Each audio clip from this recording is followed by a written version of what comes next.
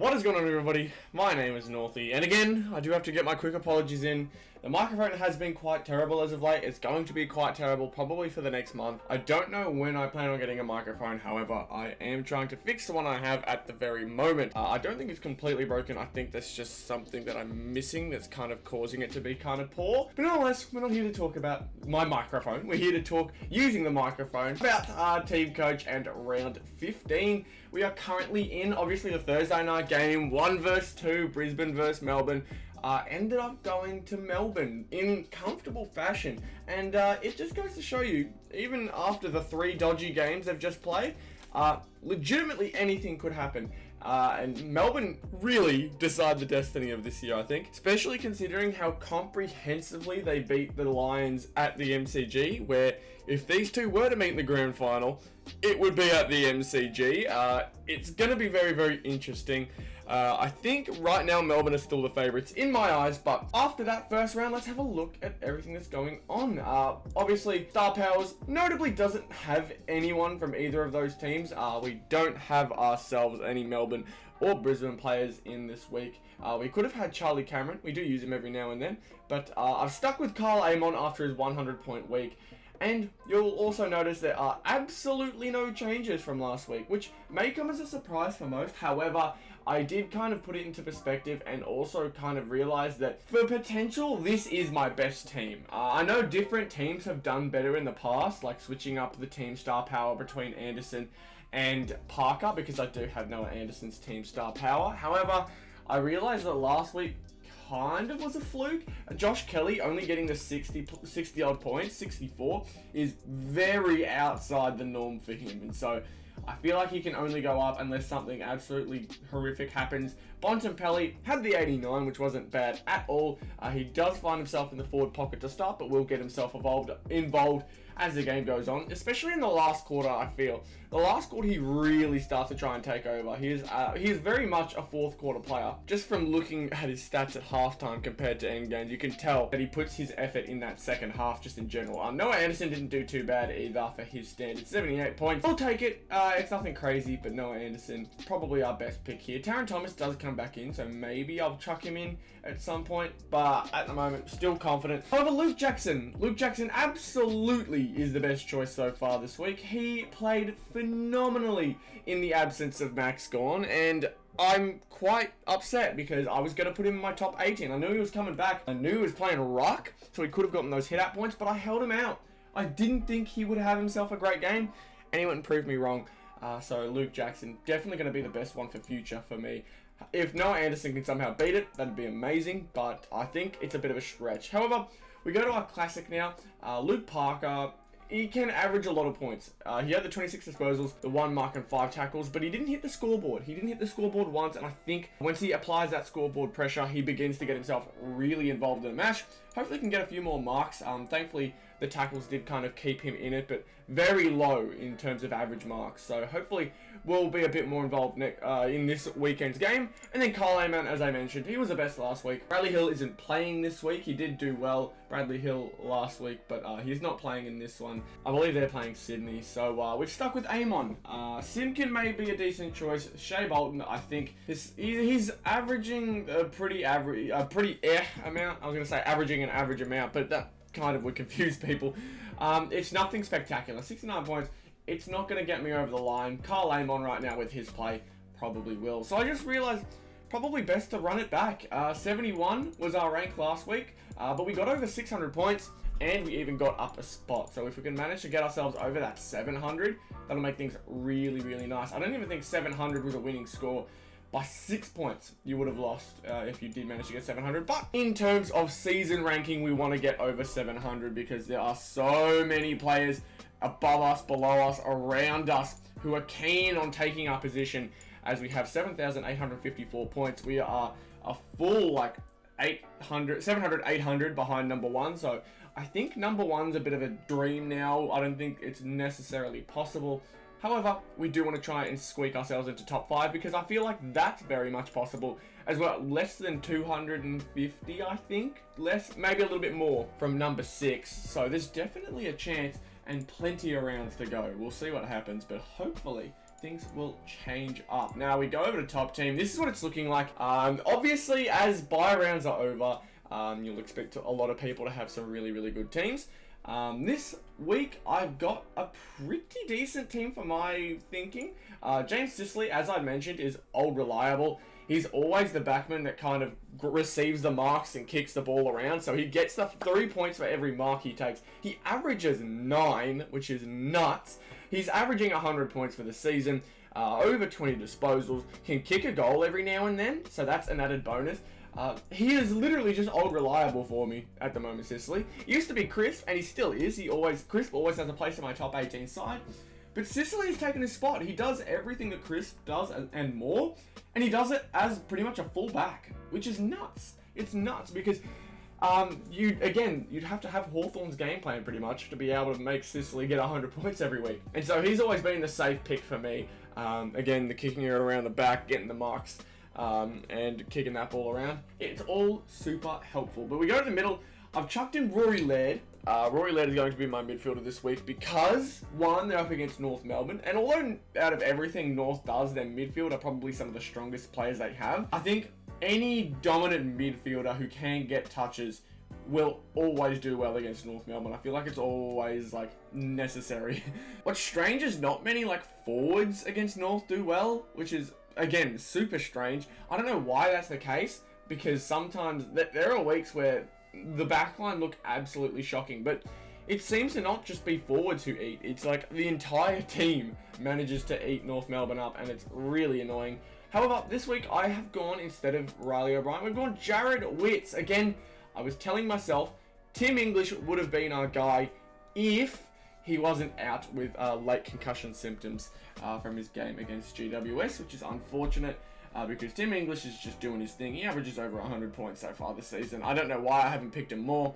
But Jared Witts, he averages only the 2 marks and just the 13 disposals. But you'll see there, loads of hit-outs, which is always good for some guaranteed points. However, I have a good feeling with Jared Witts this week. They are up against Port Adelaide, who don't have a bona fide ruckman.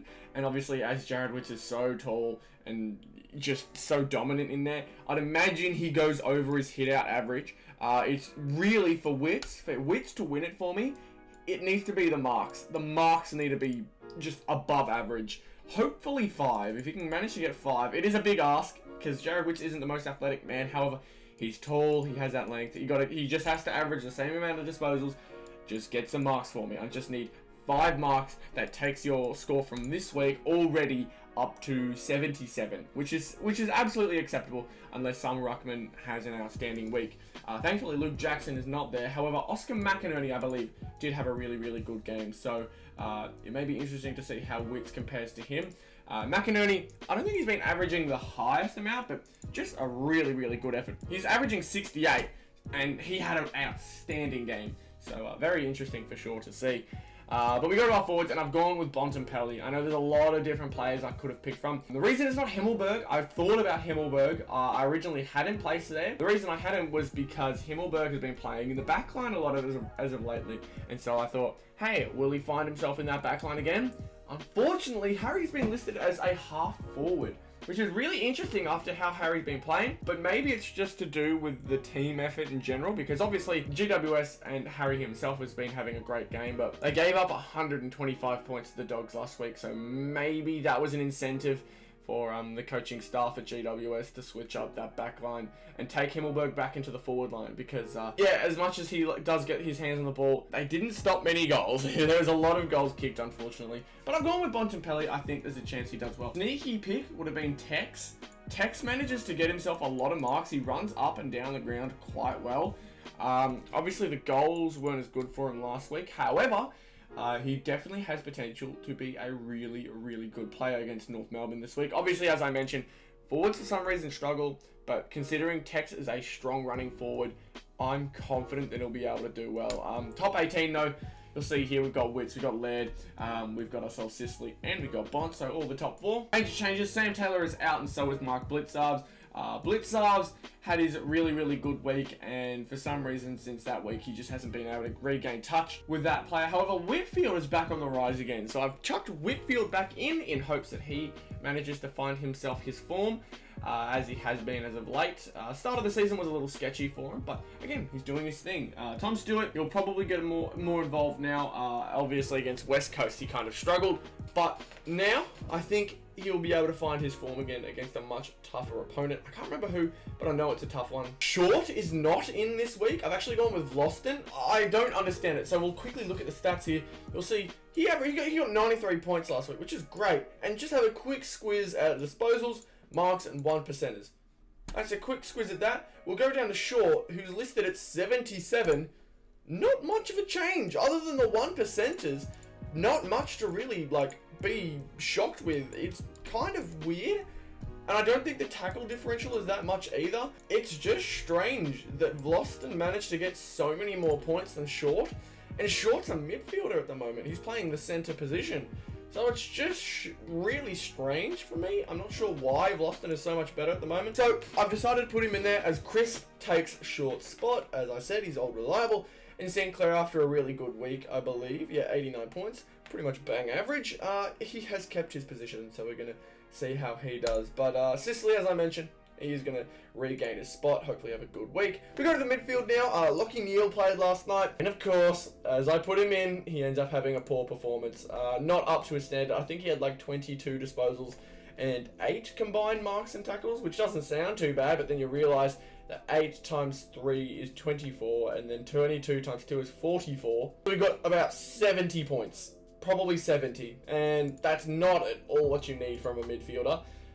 You'd hope he'd do a bit more, but unfortunately it's just not the case. So it's up to the rest of the midfield. We've got Callum Mills in there. I believe, as I mentioned, they're up against the Saints, so he'll definitely need to step up. So will Isaac Heaney in the forward line. Rory Laird, who's up against North this week, should have a good one. Jack McRae, who hasn't seen much time in my team this season, should be able to do well. He's averaging the 30 disposals again this year. Again, for McRae though, it really just is up to whether he decides to mark and tackle on the night. Obviously against GWS he did, and I believe he kicked a goal or two, which is super helpful for him, hence why he won the midfield for the week. But, man, it's going to be a tough one. Hopefully McRae plays to that standard again. I really need him to, and Brayshaw he's a young gun, and so when he's on, he's doing amazingly, but he has the occasional poor game. And although it is looking like a breakout season for the young man, I'm very worried with that pick. I'm very worried with this entire team at the moment, and you'll find more of that in the forward line. So my toss up for the Geelong forward, because it was between Cameron and Hawkins, and I picked Hawkins